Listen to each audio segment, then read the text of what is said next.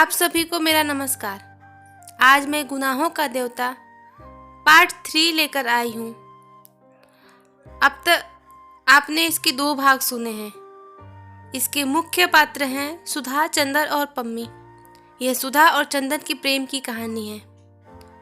आगे के 2 भाग में आपने जाना सुधा, चंदर जो कि डॉक्टर शुक्ला का प्रिय शिष्य है, उसका डॉक्टर शुक्ला के घर अक्सर आना जाना रहता है। डॉक्टर शुक्ला की बेटी सुधा से वह प्रेम करता है और सुधा भी उसे अपना देवता मानती है। चलिए सुनते हैं आगे की कहानी। चंदर के जाने के जरा ही देर बाद पापा आए और खाने बैठे। सुधा ने रसोई की रेशमी धोती पहनी और पापा को पंखा झलने बैठ गई। सुधा अपने पापा की सिर चढ़ी दुलारी बेटियों में से थी और इतनी बड़ी हो जाने पर भी वह दुलार दिखाने से बाज नहीं आती थी। फिर आज तो उसने पापा की प्रिय नान खटाई अपने हाथ से बनाई थी। आज तो दुलार दिखाने का उसका हक था और भली बुरी हर तरह की जीत को मान लेना करना यह पापा की मजबूरी थी। मुश्किल से डॉक्टर साहब ने अभी 2 कोर ही खाए होंगे कि सुधा ने कहा, नान खटाई खाओ पापा। डॉक्टर शुक्ला ने एक नान खटाई तोड़कर खाते हुए कहा, बहुत अच्छी है। खाते खाते उन्होंने पूछा, सोमवार को कौन दिन है सुधा? सोमवार को कौन दिन है? सोमवार को मंडे है, सुधा ने हंसकर कहा। डॉक्टर शुक्ला भी अपनी भूल पर हंस पड़े। अरे देख तो मैं कितना भुलक्कड़ हो गया हूँ। मेरा मतलब था कि सोमवार को कौन तारीख है? 11 तारीख, सुधा बोली। क्यों? कुछ नहीं, 10 को कॉन्फ्रेंस है और 14 को तुम्हारी बुआ आ रही हैं। बुआ आ रही हैं और बिनती भी आएगी?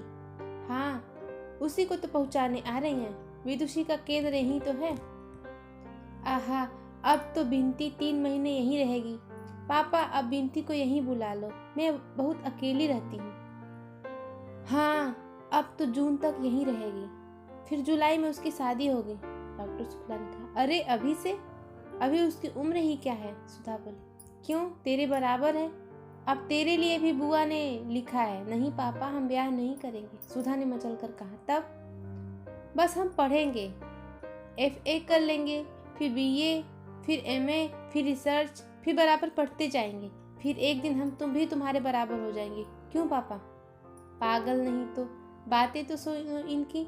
ला दो ननखटाई और दे, शुक्ला हंसकर बोले। नहीं, पहले तो कबूल दो, तब हम ननखटाई देंगे।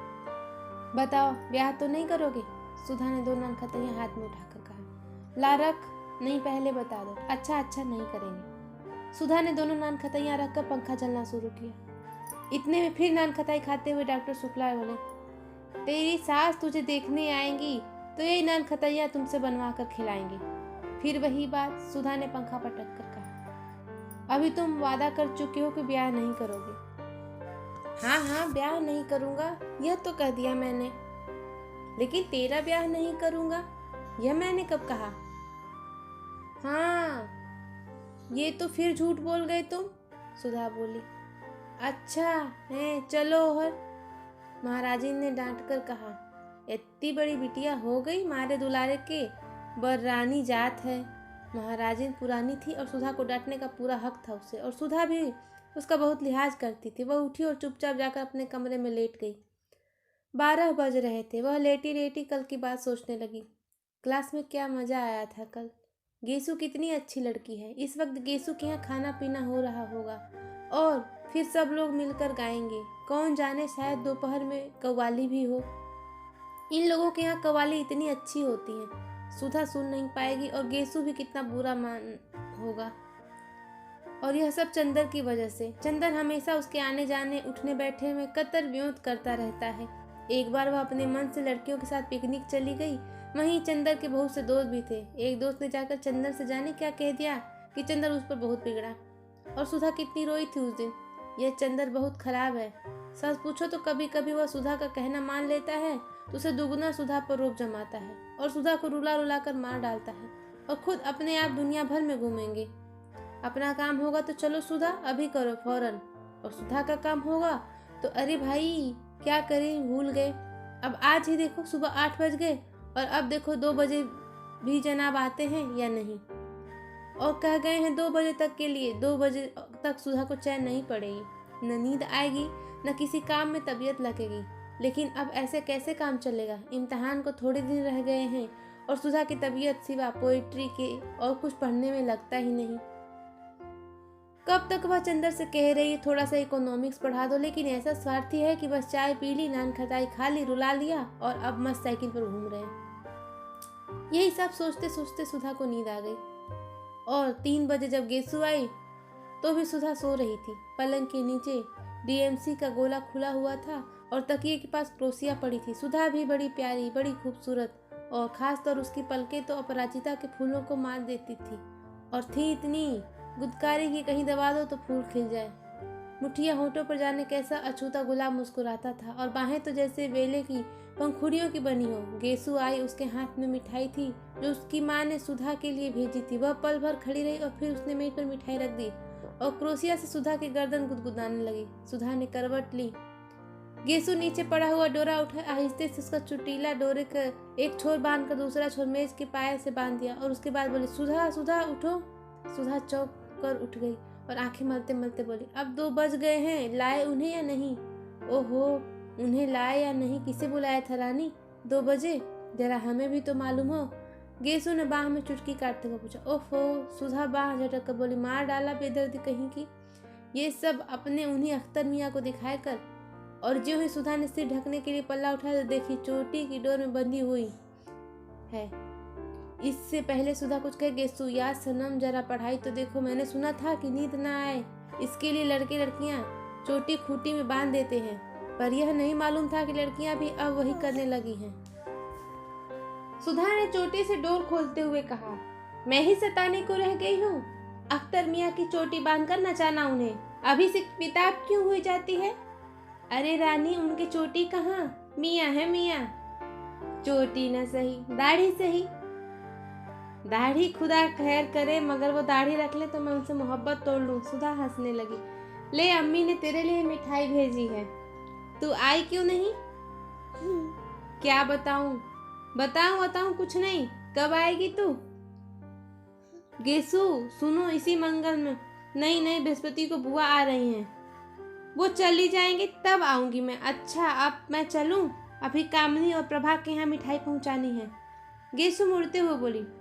अरे बैठो भी। सुधा ने गेसु की ओढ़नी पकड़कर उसे खींचकर बिठलाते हुए कहा, अभी आए हो, बैठे हो, दामन संभाला है। आहा, अब तो तू भी उर्दू शायरी कहने लगी।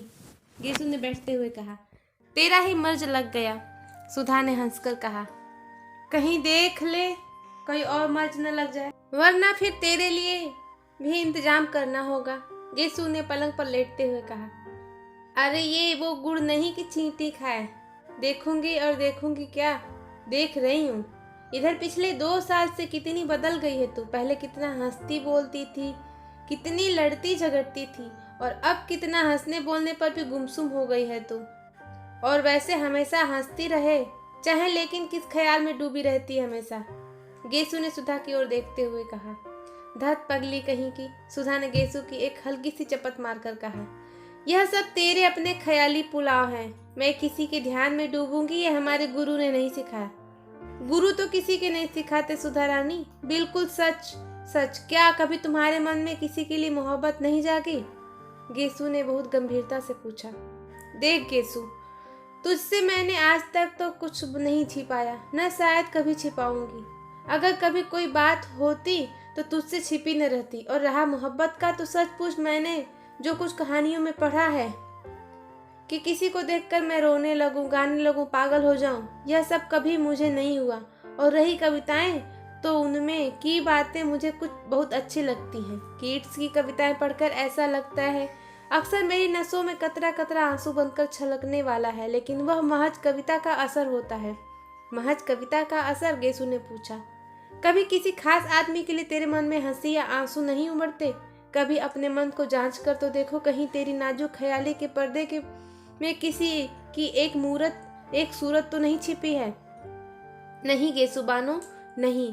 इसमें मन को जांचने की क्या बात है? ऐसी बात होती और मन किसी के लिए झुकता तो क्या खुद मुझे मालूम नहीं होता? सुधा बोली। लेकिन तुम ऐसा क्यों सोचती हो? बात यह है सुधी, गेसु ने सुधा को अपनी गोद में खींचते हुए कहा।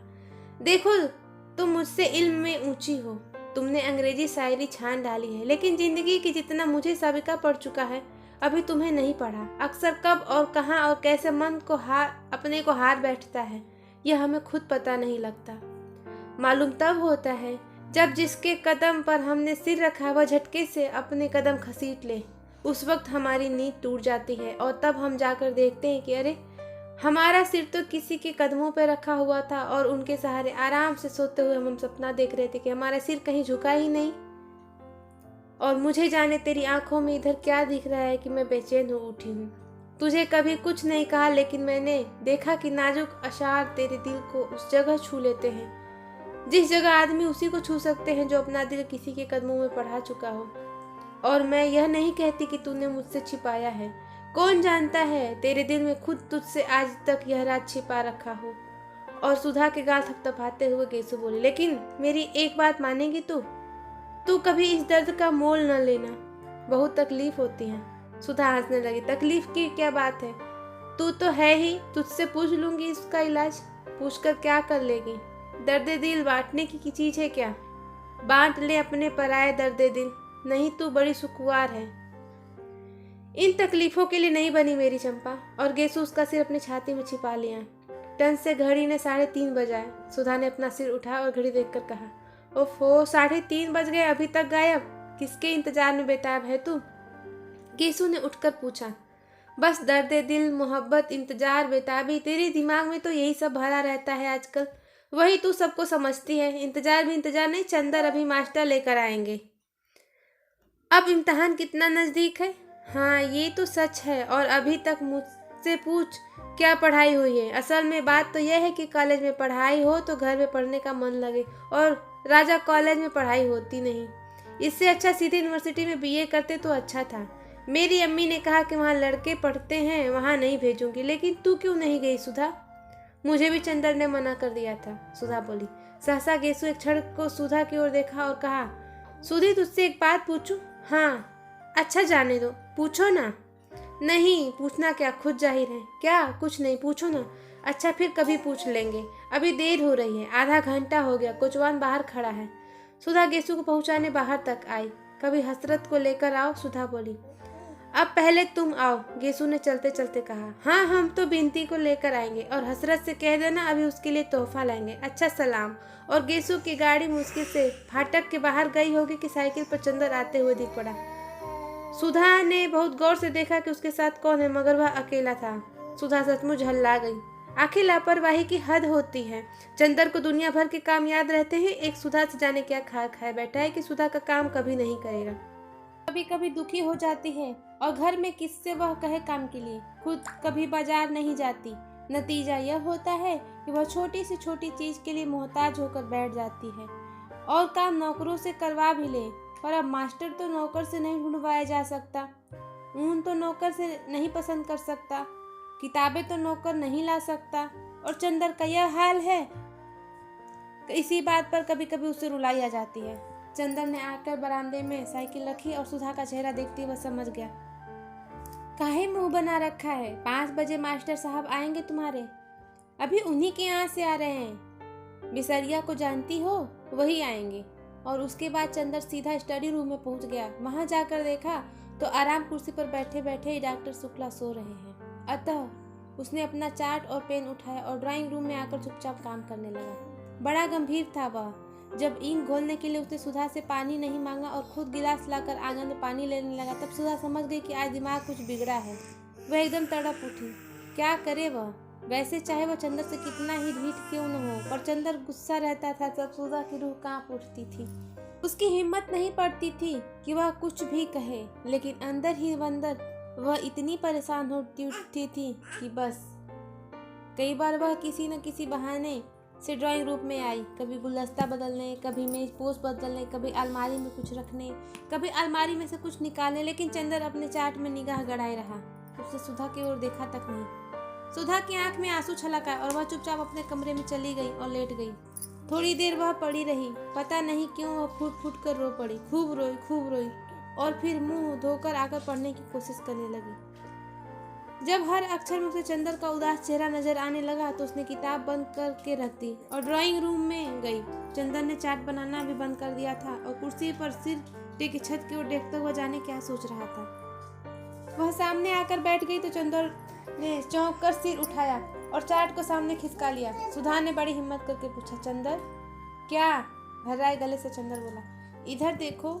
सुधा ने बहुत दुलार से कहा, क्या है? चंदर ने उधर देखते हुए कहा, अरे सुधा, तुम रो क्यों रही हो? हमारी बात पर नाराज हो गए तुम?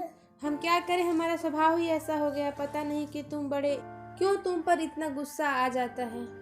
सुधा के गाल पर 2 बड़े बड़े मोती ढलक आए। अरे पगली, मालूम होता है तुम्हारा तो दिमाग बहुत जल्दी खराब हो जाएगा। हमने तुमसे कुछ कहा है? कह लेते तो हमें संतोष हो जाता। हमने कभी कहा तुमसे कि तुम कहा मत करो, गुस्सा मत हुआ करो, मगर तुम तो फिर गुस्सा मन ही मन छिपाने लगते हो। इसी पर हमें रुलाई आ जाती है। नहीं सुधी, तुम्हारी बात नहीं थी और हम गुस्सा भी नहीं थे। पता नहीं क्यों मन बड़ा भारी सा था। क्या बात है? अगर बता सको तो बताओ, वरना हम कौन है तुमसे पूछने वाले। सुधा ने बड़े कड़ू स्वर में कहा। तो तुम्हारा दिमाग खराब हुआ? हमने कभी तुमसे कोई बात छिपाई? जाओ अच्छी लड़की की तरह मुंह धोआओ। सुधा उठी और मुंह धोकर आकर बैठ गई। अब बताओ क्या बात थी? कोई एक बात हो तो बताएं। पता नहीं तुम्हारे घर से गए तो एक न एक ऐसी बात होती गई कि मन बड़ा उदास हो गया। आखिर फिर भी कोई बात तो हुई ही होगी। बात यह हुई कि तुम्हारे यहाँ से मैं घर गया खाना खाने। वहाँ देखा चाचा जी आए हुए हैं, उनके साथ एक कोई साहब और हैं। खैर बड़ी खुशी हुई। खाना वाना खाकर जब बैठे तब मालूम हुआ कि चाचा जी मेरा ब्याह तय करने के लिए आए हैं और साथ वाले साहब मेरे होने वाले ससुर हैं। जब मैंने इनकार कर दिया तो बहुत बिगड़ कर गए और बोले, आज से हम तुम्हारे लिए मर गए हैं और तुम हमारे लिए मर गए। तुम्हारी माता जी कहाँ हैं? प्रतापगढ़ में। लेकिन वो तो सौतेली हैं और वे तो जरूर चाहती नहीं कि मैं घर लौटूं। लेकिन चाचा जी जरूर आज तक मुझसे कुछ मोहब्बत करते थे। आज वह भी नाराज होकर चले गए। सुधा कुछ देर तक सोचती रही, फिर बोली, तो चंदर तुम शादी क्यों नहीं कर लेते? नहीं सुधा, शादी नहीं करनी है मुझे। मैंने देखा कि जिसकी शादी हुई है कोई भी सुखी नहीं हुआ, सभी का भविष्य बिगड़ गया। और क्यों एक तवालत पाली जाए, जाने कैसी लड़की हो क्या हो। तो उसमें क्या, पापा से कहो उस लड़की को जाकर देख ले, हम भी पापा के साथ चले जाएंगे। अच्छी हो तो कर लो न चंदर, फिर यहीं रहना, हमें अकेला भी नहीं लगेगा। क्यों?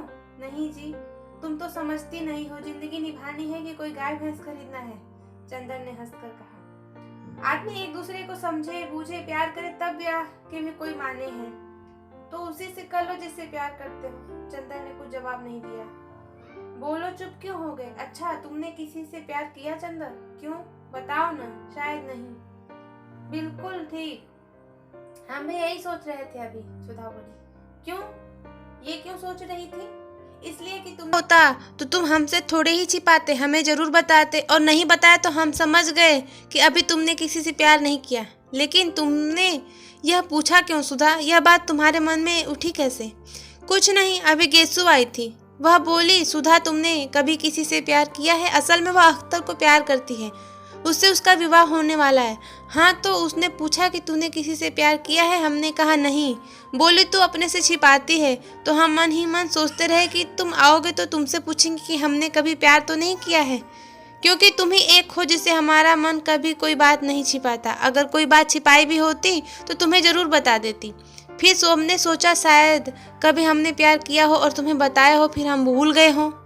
अभी उसी दिन देखो, हम पापा की दवाई का नाम भूल गए और तुम्हें याद रहा। शायद हम भूल गए हों और तुम्हें मालूम हो कभी हमने प्यार तो नहीं किया ना? नहीं, हमें तो कभी नहीं बताया। चंदर बोला, तब तो हमने प्यार व्यार नहीं किया। गेसो यूं ही गप उड़ा रही थी। सुधा ने संतोष की सांस लेकर कहा, लेकिन बस चाचा जी के नाराज होने पर तुम इतने दुखी हो गए हो जाने दो नाराज। पापा तो हैं अभी। क्या पापा मोहब्बत नहीं करते तुमसे? सो क्यों नहीं करते, तुमसे ज़्यादा मुझसे करते हैं। लेकिन उनकी बात से मन भारी हो ही गया। उनके बाद गए बिसरिया के यहाँ। बिसरिया ने कुछ बड़ी अच्छी कविताएं सुनाई और मन भी भारी हो गया। चंदर ने कहा, लो अब तब तो चंदर तुम प्यार करते होगे जरूर से। सुधा ने हाथ पटक कर कहा, क्यों? गेसु कह रही थी शायरी पर जो उदास हो जाता है वह जरूर मोहब्बत वोहब्बत करता है। सुधा ने कहा, अरे यह पोटियों में कौन कौन है? चंदर ने देखा, लो बिसरिया आ गया। चंदर उसे बुलाने उठा तो सुधा ने कहा, अभी बाहर बिठलाना उन्हें, मैं तब तक मैं कमरा ठीक कर लूं। बिसरिया को बाहर बिठाकर चंदर भीतर आया अपना चाट वगैरह समेटने के लिए। तो सुधा ने कहा, सुनो। चंदर रुक गया। सुधा ने पास आकर कहा, तो अब उदास तो नहीं हो तुम? नहीं चाहते मत करो शादी, इससे उदास क्या होना, और कविता वविता पर मुंह बनाकर बैठो तो अच्छी बात नहीं होती। अच्छा, चंदर ने कहा, अच्छा नहीं, बताओ तुम्हें मेरी कसम, उदास मत हुआ करो, फिर हमसे कोई काम नहीं होता। अच्छा, उदास नहीं होंगे पगली, चंदर ने हल्की सी चपत मारकर कहा, और बरबस से उसके मुंह से एक ठंडी सांस निकली। उसने चाट उठाकर स्टडी रूम में रखा। देखा डॉक्टर साहब अभी सो ही रहे हैं। सुधा कमरा ठीक कर रही थी, वह बिसरिया के पास आकर बैठ गया। थोड़ी देर में कमरा ठीक करके सुधा के आकर कमरे के दरवाजे पर खड़ी हो गई। चंदर ने पूछा, क्यों, सब ठीक है? उसने सिर हिला दिया, कुछ बोली नहीं।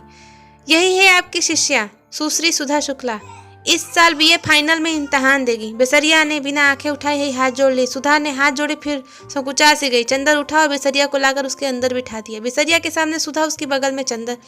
चुप, सभी चुप। अंत में चंदर बोला, लो तुम्हारे मास्टर साहब आ गए, अब बताओ ना तुम्हें क्या क्या पढ़ना है। सुधा चुप। बिसरिया कभी यह पुस्तक उलटता, कभी वह। थोड़ी देर बाद वह बोला, आपके क्या विषय हैं? जी, बड़ी कोशिश करते हुए सुधा ने कहा, हिंदी, इकोनॉमिक्स और गृह विज्ञान।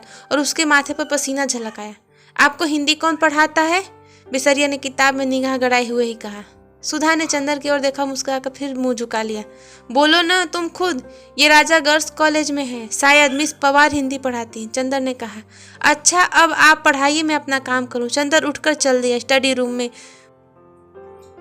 में मुश्किल से दरवाजे तक पहुंचा होगा कि सुधा ने बिसरिया से कहा, जी मैं पेन ले आऊं, और लपकती हुई चंदर के पास पहुंची। ए सुनो चंदर। चंदर रुक गया और उसका कुर्ता पकड़कर छोटे बच्चों की तरह मचलते हुए सुधा बोली, तुम चलकर बैठो तो हम पढ़ेंगे, ऐसे शर्म लगती है। जाओ चलो, हर वक्त वही बचपना। चंदर ने डांट कर कहा, चलो सीधे पढ़ो, इतनी बड़ी हो गई अभी तक वही आते। सुधा चुपचाप मुंह लटकाकर खड़ी हो गई और फिर धीरे धीरे पढ़ने लग गई। चंदर स्टडी रूम में जाकर चार्ट बनाने लगा। डॉक्टर साहब अभी तक सो रहे थे। एक मक्खी उड़कर उनके गाल पर बैठ गई और उन्होंने बाएं हाथ से मक्खी मारते हुए नींद में कहा, मैं इस मामले में सरकार की नीति का विरोध करता हूँ। चंदर ने चौंक कर देखा। डॉक्टर साहब जग गए थे और जुमुहाई ले रहे थे। जी आपने मुझसे कुछ कहा? चंदर ने पूछा। नहीं, क्या मैंने अभी कुछ कहा था? ओह, मैं सपना देख रहा था कि कै बज गए। 5:30। अरे बिल्कुल शाम हो गई। डॉक्टर साहब ने बाहर देखकर कहा, अब रहने तो कपूर, आज काफी काम किया है तुमने, चाय मंगवाओ। सुधा कहाँ है? पढ़ रही है, आज से उसके मास्टर साहब आने लगे हैं। अच्छा, जाओ उन्हें भी बुला लो और चाय भी मंगवा लो, उसे भी बुला लो सुधा को। चंदर ड्राइंग रूम में पहुंचा तो देखा सुधा किताबें समेट रही थी। बिसरिया जा चुका है। उसे सुधा से कहना चाहा, लेकिन सुधा का मुंह देखते ही वह अनुमान किया कि सुधा लड़ने के मूड में है। अतः वह स्वयं ही जाकर महाराजिन से कह आया कि 3 प्याला चाय कमरे में भेज दो। वह लौटने लगा तो खुद सुधा ही उसके रास्ते में खड़ी हो गई और धमकी के स्वर में बोली, अगर कल से साथ नहीं बैठोगे तुम तो हम नहीं पढ़ेंगे। हम साथ नहीं बैठ सकते, चाहे तुम पढ़ो या ना पढ़ो, चंदा ने ठंडे स्वर में कहा और आगे बढ़ा। तो फिर हम नहीं पढ़ेंगे, सुधा ने जोर से कहा। क्या बात है, क्यों लड़ रहे हो तुम लोग? डॉक्टर शुक्ला अपने कमरे से बोले। चंदन कमरे में जाकर बोला, कुछ नहीं, ये कह रही है कि पहले हम कहेंगे। बात काटकर सुधा बोली, पापा हमने इनसे कहा कि तुम पढ़ाते वक्त बैठा करो, हमें बहुत शर्म लगती है। ये कहते हैं पढ़ो चाहे ना पढ़ो, हम नहीं बैठेंगे। अच्छा जाओ चाय लाओ। जब सुधा चाय लाने गई तो डॉक्टर साहब बोले, कोई विश्वास पात्र लड़का है? अपने घर की लड़की समझकर सुधा को सौंपना पढ़ने के लिए। सुधा अब बच्ची नहीं है। हाँ, अरे यह अभी कोई कहने की बात है? हाँ, वैसे अभी तक सुधा तुम्हारी ही निगहबानी में रही है, तुम खुद ही अपनी जिम्मेवारी समझते हो। लड़का हिंदी में MA है। हाँ, MA कर रहा है। अच्छा, तब तो बिनती आ रही है, उसे भी पढ़ा देगा। सुधा चाय लेकर आ गई थी। पापा तुम लखनऊ कब जाओगे? शुक्रवार को। क्यों? और ये भी जाएंगे? हाँ। और हम अकेले रहेंगे? क्यों, महाराजन यहीं सोएंगी और अगले सोमवार को हम लौट आएंगे। डॉक्टर सुधा ने चाय का प्याला मुंह से लगाते हुए कहा। एक गमकदे की शामन उदास तबीयत उठती सी, सितारों की रोशनी फीकी लग रही थी। मार्च की शुरुआत थी और फिर भी जाने शाम इतनी गर्म थी या सुधा को ही इतनी बेचैनी लग रही थी। पहले वह जाकर सामने के लॉन में बैठी, लेकिन सामने में मौलसीरी के पेड़ में छोटी छोटी गौरियों ने मिलकर इतना जोर से चहचहाना शुरू किया कि उसकी तबीयत घबरा उठी। वह इस वक्त एकांत चाहती थी और इससे बढ़कर सन्नाटा चाहती थी, जहाँ कोई न बोले, कोई बात न करे, कभी खामोशी में डूबे हुए हों। वह उठकर टहलने लगी और जब लगा कि पैरों में ताकत ही नहीं तो फिर लेट गई हरी हरी घास पर। मंगलवार की शाम थी और अभी तक पापा नहीं आए थे। आना तो दूर, पापा या चंदर के हाथ से एक पुर्जे के लिए तरस गई थी। किसी ने यह भी नहीं लिखा कि वे लोग कहाँ रह गए हैं या कब तक आएंगे। किसी को भी सुधा का ख्याल नहीं। शनिवार या इतवार को तो वह रोज खाना खाते वक्त रोई। चाय पीना तो उसे उसी दिन से छोड़ दिया था और सोमवार की सुबह पापा नहीं आए तो वह इतना फूट फूट कर रोई कि महाराजन को सीखती हुई रोटी छोड़कर चूल्हे की आंच से निकालकर सुधा को समझाने आना पड़ा। और सुधा की रुलाई देखकर तो महाराजन के हाथ पांव ढीले हो गए थे। उसकी सारी डांट हवा हो गई थी और वह सुधा का मुंह ही मुंह देखती थी। कल से कॉलेज भी नहीं गई थी और दोनों दिन इंतजार करती रही कि कहीं दोपहर को पापा न आ जाएं। गेसू से भी 2 दिन तक मुलाकात नहीं हुई थी, लेकिन मंगल को जब दोपहर तक कोई खबर न आई तो उसकी घबराहट बेकाबू हो गई।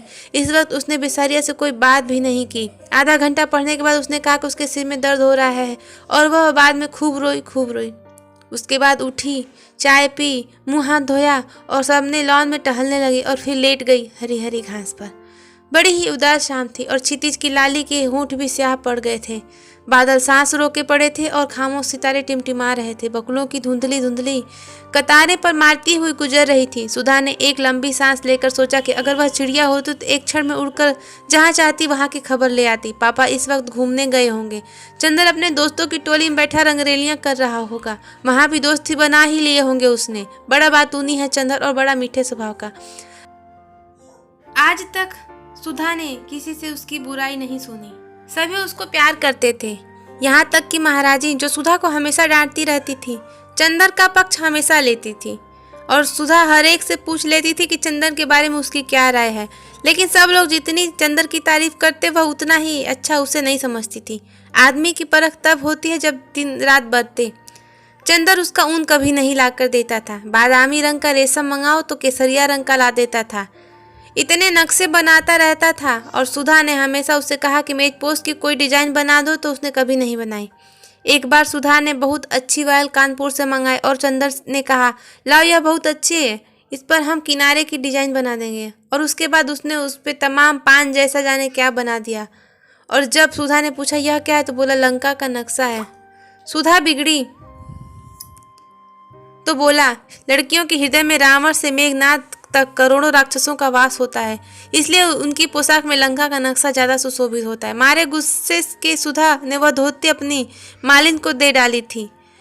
यह सब बातें तो किसी को मालूम नहीं। उनके सामने तो जरा सा कपूर साहब हंस दिए, 4 मजाक की बातें कर दी, छोटे मोटे उनके काम कर दिए, मीठी बातें कर ली और सब समझे कपूर साहब तो बिल्कुल गुलाब के फूल हैं। लेकिन कपूर साहब एक तीखे कांटे हैं जो दिन रात सुधा के मन में चुभते रहते हैं। यह तो दुनिया को नहीं मालूम। दुनिया क्या जाने कि सुधा कितनी परेशान रहती है चंदर की आदतों से। अगर दुनिया को मालूम हो जाए तो चंदर की जरा भी तारीफ न करे, तब सुधा को ही ज़्यादा अच्छा कहें। लेकिन सुधा कभी किसी से कुछ नहीं कहती, मगर आज उसका मन हो रहा था कि किसी से चंदर का जी भर की बुराई कर ले और उसका मन बहुत हल्का हो जाए। चलो बिटिया रानी तई खाए लो भीतर और फिर भीतर लेटो, अब बहिन लेटे का बखत नहीं आवा। सहसा महाराजे ने आकर सुधा की स्वप्न श्रृंखला तोड़ते हुए कहा, अब हम नहीं खाएंगे, भूख नहीं। सुधा ने अपने सुनहले सपनों में डूबी हुई बेहोश आवाज में जवाब दिया, खाए लो बिटिया, खाए पिए छोड़े से कसम काम चली, आओ उठो। महाराजी ने बड़े दुलार से कहा। सुधा पीछा छुड़ाने की कोई आशा न देखकर उठ गई और चल दी खाने। कौर उठाते उसकी आंखों में आंसू छलक आए, लेकिन अपने को रोक लिया। दूसरों के सामने अपने को बहुत शांत रखना आता था उसे। 2 कौर खाने के बाद वो महाराजी से बोली, आज कोई चिट्ठी तो नहीं आई? नहीं बिटिया, आज तो दिन भरे घरे में रहो। महाराजी ने पराठे उलटते हुए जवाब दे, काहे बिटिया, बाबूजी कुछो नहीं लिखिन कि छोटे बाबू तो लिख देते। अरे महाराजी यही तो हमारी जान का रोना है। हम चाहे रो रो कर मर जाए मगर न पापा को ख्याल है न पापा के शिष्य को। और चंदर तो ऐसे खराब है कि हम क्या कहें, ऐसे स्वार्थी हैं कि अपने मतलब के लिए बस सुबह शाम आए और हम पापा से न मिले तो आफत ढा देंगे। बहुत घूमने लगी हो तुम, बहुत बाहर कदम निकल गया है तुम्हारा, और सच पूछो तो चंदर की वजह से आज हम आना जाना बंद कर दिया है। खुद की आज लखनऊ, कल कलकत्ता, एक चिट्ठी भेजने तक का वक्त नहीं मिलता। अभी हम ऐसा करते तो हमारी जान नोच खाते। और पापा को देखो, उनके दुलारे उनके साथ हैं तो बस, और किसी की फिक्र ही नहीं। अब तुम महाराजी चंदर को कुछ चाय वाय बना के मत देना। काहे बिटिया, काहे कोसत हो? कैसा चांद से तो है छोटे बाबू, और कैसा हंस के बातें करत हैं। माई का जाने कैसे हियाव पड़ा कि उन्हें अलग कह दिहिस। बेचारा होटल में जाने कैसी रोटी खात होई। उन्हें ही बुलाए ले तो अपने हाथ से खियाए कि 2 महीना में मोटा कह दई। हमें तो से ज़्यादा उसकी ममता लागत है। बीबी जी, बाहर एक मेम पूछत हैं हियाँ कोनो डॉक्टर रहत हैं। हम कहा नहीं, यहाँ तो बाबूजी रहत हैं। तो कहते नहीं, यही मकान है। मालिन ने हंसा आकर बहुत स्वतंत्र स्वरों में कहा। बैठाओ उन्हें, हम आते हैं, सुधा ने कहा और जल्दी जल्दी खाना शुरू किया और जल्दी जल्दी ख़त्म कर दिया। बाहर जाकर देखा तो नील कांटे के झाड़ में टिकी हुई एक बाइसिकल थी और एक ईसाई लड़की लॉन में टहल रही है। होगी करीब 24-25 बरस की, लेकिन बहुत अच्छी लग रही थी। कहिए, आप किसे पूछ रही हैं? सुधा ने अंग्रेजी में पूछा।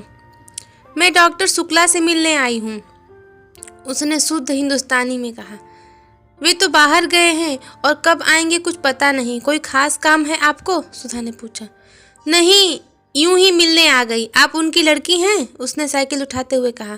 जी हाँ, लेकिन आप अपना नाम तो बताती जाइए। मेरा नाम कोई महत्वपूर्ण नहीं, मैं उनसे मिल लूँगी। और हाँ, आप उससे जानती हैं मिस्टर कपूर को? आहा, आप पम्मी हैं मिस डिक्रूज? सुधा को एकदम ख्याल आ गया। आइए आइए, हम आपको ऐसे नहीं जाने देंगे। चलिए बैठिए। सुधा ने बड़ी बेतकल्लुफ़ी से उसकी साइकिल पकड़ ली। अच्छा चलो कहकर पम्मी ड्राइंग रूम में जाकर बैठ गई। मिस्टर कपूर रहते कहाँ हैं? पम्मी ने बैठने से पहले पूछा। रहते तो वे चौक में हैं, लेकिन आजकल तो वे भी पापा के साथ बाहर गए हैं। वे तो आपकी एक दिन बहुत तारीफ कर रहे थे, बहुत तारीफ। इतनी तारीफ कि किसी लड़की की तो हमने सुना ही नहीं। सचमुच? पम्मी का चेहरा लाल हो गया। वो बहुत अच्छे हैं, बहुत अच्छे हैं।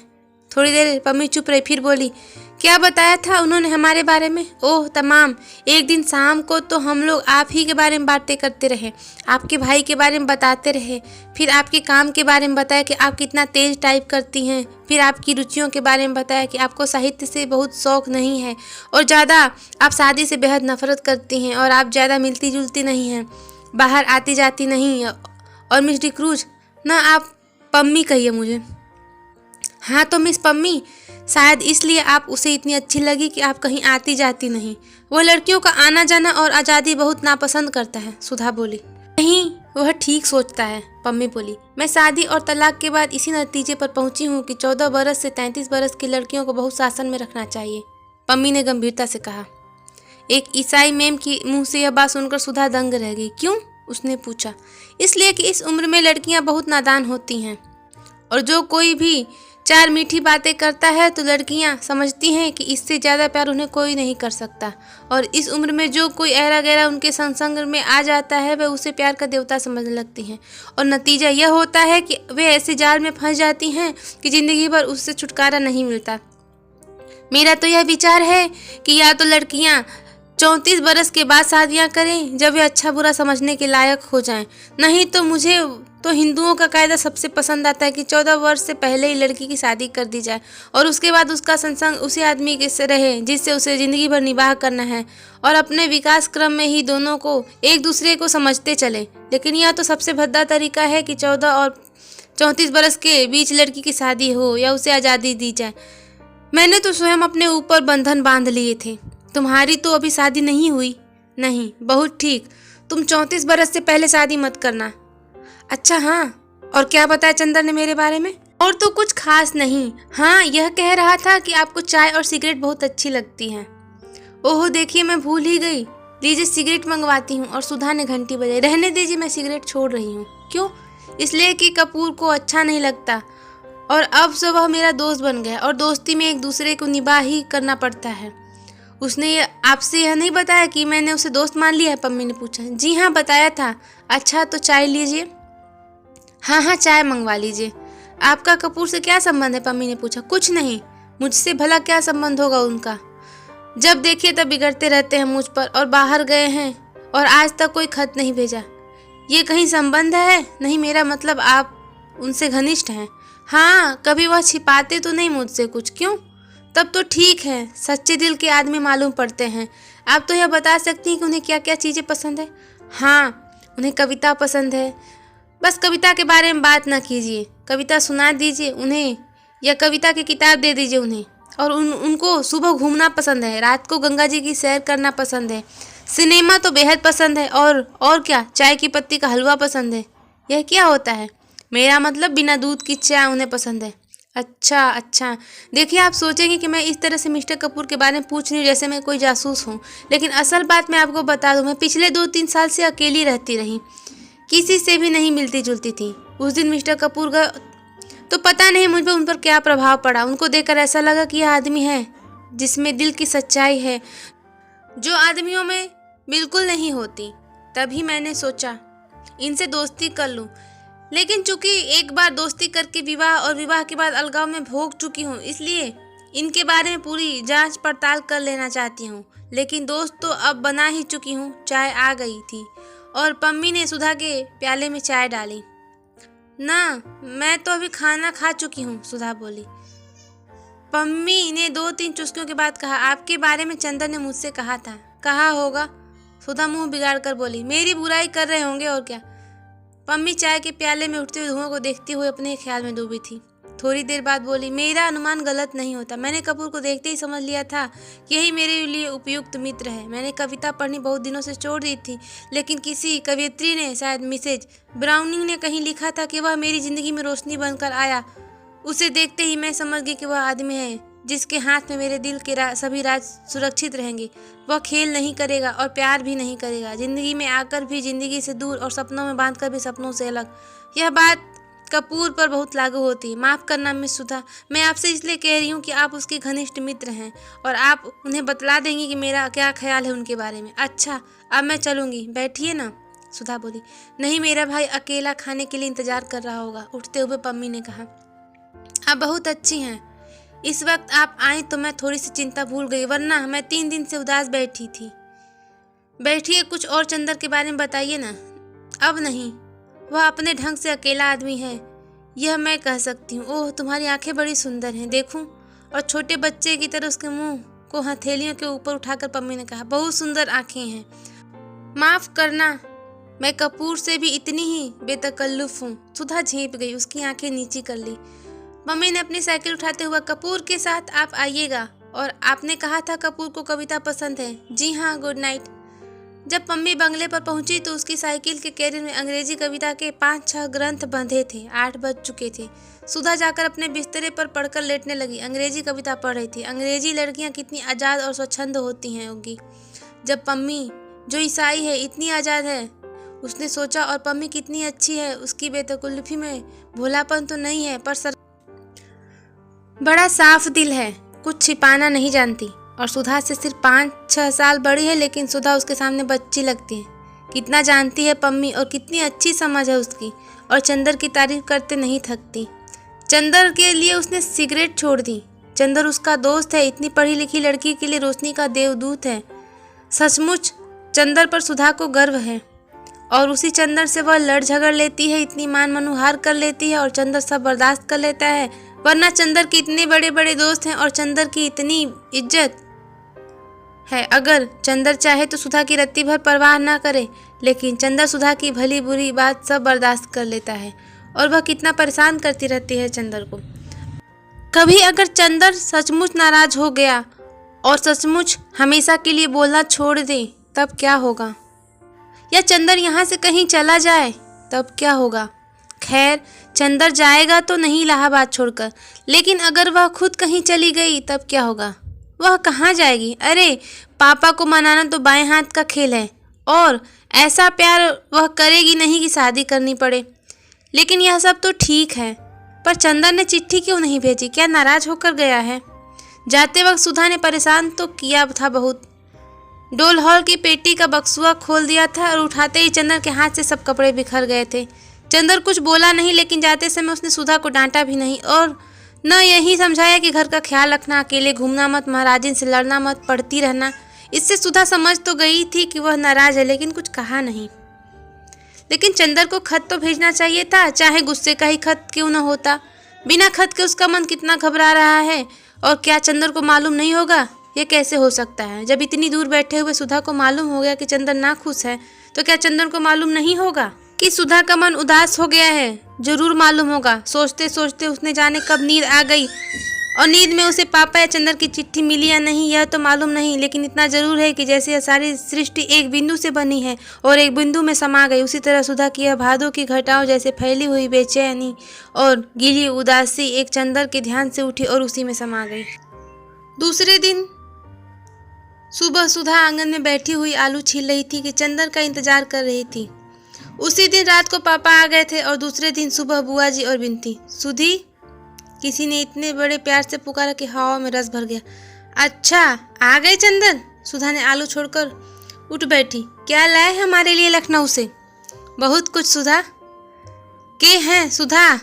सहसा कमरे में से कोई बोला। चंदर है, सुधा ने कहा। चंदर बुआ आ गई और कमरे से बुआ जी बाहर आई। प्रणाम बुआ जी, चंदर बोला और पैर छूने के लिए झुका। हाँ हाँ हाँ। बुआ 3 कदम पीछे हट गई। देखते हो हम पूजा की धोती पहने हैं। ई के हैं सुधा? सुधा ने बुआ की बात का कुछ जवाब नहीं दिया। चंदर चलो अपने कमरे में, यहाँ बुआ पूजा करेंगी। चंदर अलग हटा। बुआ ने हाथ के पंचपात से वहां पानी छिड़का और जमीन फूकने लगी। सुधा, बिनती को भेज दो, बुआ ने धूपदानी में महाराजिन से कोयला लेते हुए कहा। सुधा अपने कमरे में पहुंचकर चंदर को खाट पर बिठाकर नीचे बैठ गई। अरे ऊपर बैठो। नहीं, हम यहीं ठीक हैं, कहकर वह बैठ गई और चंदर की पैंट पर पेंसिल से लकीरें खींचने लगी। अरे यह क्या कर रही हो? चंदर ने पैर उठाते कहा। तो तुमने इतने दिन क्यों लगाए? सुधा ने दूसरे पैंचे पर पेंसिल लगाते हुए कहा। अरे बड़ी आफत में फंस गए थे सुधा। लखनऊ से हम लोग गए बरेली, वहाँ एक उत्सव में हम लोग भी गए और एक मिनिस्टर भी पहुँचे। कुछ सोशलिस्ट, कम्युनिस्ट और मजदूरों ने विरोध प्रदर्शन किया। फिर तो पुलिस वालों और मजदूरों में जमकर लड़ाई हुई। वह तो कहो, हमारा एक सोशलिस्ट लड़का था कैलाश मिश्रा, उसने हम लोगों की जान बचाई, वरना पापा और हम दोनों ही अस्पताल में होते। अच्छा, पापा ने हमें कुछ बताया नहीं, सुधा घबरा कर बोली और बड़ी देर तक बरेली उपद्रव और कैलाश मिश्रा की बातें करती रही। अरे ये बाहर गा कौन रहा है? चंदर ने सहसा पूछा। बाहर कोई गाता हुआ आ रहा था। आंचल में क्यों बांध लिया मुझ परदेसी का प्यार, आंचल में क्यों? और चंदर को देखते ही उस लड़की ने चौंक कर कहा। अरे! क्षण भर स्तब्ध, फिर शर्म से लाल होकर भागी। अरे भागती क्यों है? यही तो है चंदर, सुधा ने कहा। लड़की बाहर रुक गई और गर्दन हिलाकर इशारे में कहा, मैं नहीं आऊंगी, मुझे शर्म लगती है। अरे चली जा, देखो हम अभी पकड़ लाते हैं, बड़ी झक्की है या? कहकर सुधा उठी और फिर भागी। सुधा पीछे पीछे भागी। थोड़ी देर बाद सुधा अंदर आई तो सुधा के हाथ में उस लड़की की चोटी, और वह बेचारी बुरी तरह अस्त व्यस्त थी। दांत से अपने आंचल का छोर दबाए हुए थी कि बाल की 3-4 लटें मुंह में झुक रही थी और लाज के मारे सिमटी जा रही थी, और आंखें थी कि मुस्कुराए या रोए, यह तय नहीं कर पाई थी। देखो या चंदर देखो, सुधा हाँफ रही थी। यही है बिनती मोटकी कहीं की, इतनी मोटी है कि दम निकल गया हमारा। सुधा बुरी तरह हाँफ रही थी। चंदर ने देखा बेचारी की बुरी हालत थी। मोटी तो बहुत नहीं थी, पर हाँ गांव की तंदुरुस्ती थी। लाल चेहरा जिससे शर्म ने दूना बना दिया था। एक हाथ से अपनी चोटी पकड़े थी तो दूसरे से अपने कपड़े ठीक कर रही थी और दांत से आंचल पकड़े। छोड़ दो उसे, यह क्या है सुधा, बड़ी जंगली हो तुम, चंदर ने डांट कर कहा। जंगली हूँ मैं या यह? चोटी छोड़कर सुधा बोली। यह देखो दांत काट लिया इसने। सचमुच सुधा के कंधे पर दांत के निशान बने थे। चंदर इस संभावना से बेतहाशा हंसने लगा कि इतनी बड़ी लड़की और दांत काट सकती है। क्यों जी, इतनी बड़ी हो गई और दांत काटती हो? उसकी हंसी रुक नहीं रही थी। सचमुच यह तो बड़े मजे की लड़की है। बिनती है इसका नाम क्या?